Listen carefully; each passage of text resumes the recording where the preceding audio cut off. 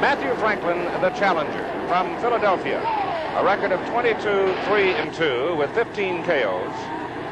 You see him in his dressing room live right now as he is preparing himself emotionally. He's already ready physically for a great opportunity in his 25th year. For his story, though, real story, let's go back to the streets of Philadelphia for just a moment. The very early years of Matthew Franklin's life are hazy for several reasons. These streets of Philadelphia on which we see him walking have had a major impact on him. At approximately 4 to 5 years of age, he was abandoned on one of these streets. Later, gang activity got him in trouble. But as the years wore on and the influence of people became more involved with his life, Matthew Franklin started looking and found means of direction for his society. So I kept roaming around the streets, trying to find my brother, trying to find where I lived at. After that, I just started crying, tears coming down my eyes. And I felt chills, and throughout my body. And I was sad and sickened.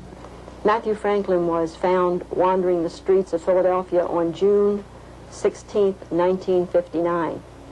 It seems as if an unknown woman found Matthew. And at the time, she took me to the police station and tried to contact the people who was my parents. No one came up to, claim me. So after that, I had went to what they call foster home. Naturally, we didn't know his name, and for some reason, Matthew wasn't able to give his name. He did have a very difficult speech impediment, but he was, in a way, saying something that sounded like Matthew. So that name stayed with him, and I suppose because of Benjamin Franklin, the last name of Franklin was given to him.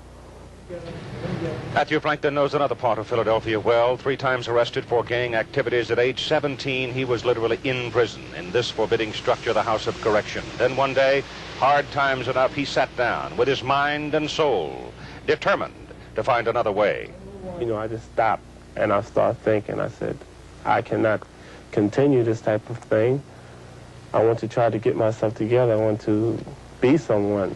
And I started training in my cell. I made a bag up out of pants and stuffed other clothes inside there. I made towels up, wrapping my hands up, and I used to punch the walls.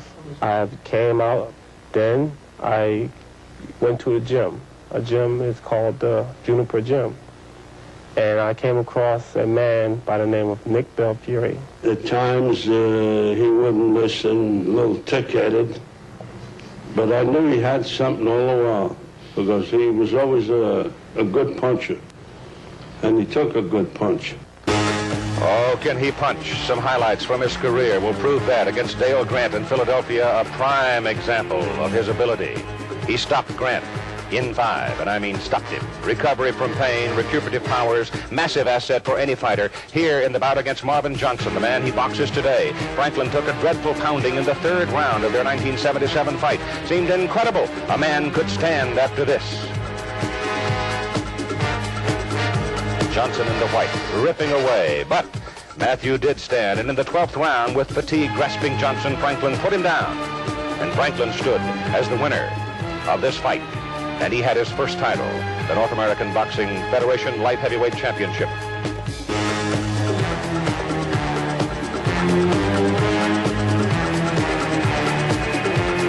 February 1978, he retained his title against tough Richie Cates in Philadelphia. In the 4th round, Cates flattens Franklin. But to have turned away would have been a mistake, for Franklin got up. And he knocked out Cates in the 6th round.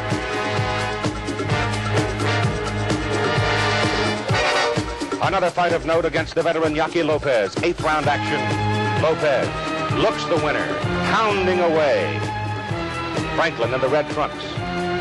Wobbly. But suddenly, here was that heart again.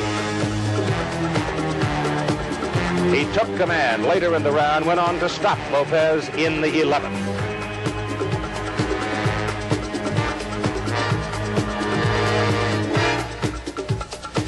These days, he trains at Valley Forge for important fights like this WBC title opportunity, honing his body on land that has been so large in American history and such a far cry from those lonely streets which marked his early childhood memory. In the gym, he's a hard worker.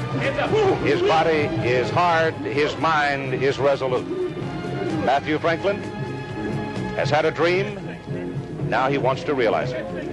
Winning this championship means more to me than anything. Say, hey, I was an orphan, and there ain't too many orphans really make it in this life, you know. They think that, hey, once you become an orphan, you're through. And I want to really show them that I can be one out of 1,000 or one out of 1,000,000 that can really be of some good product.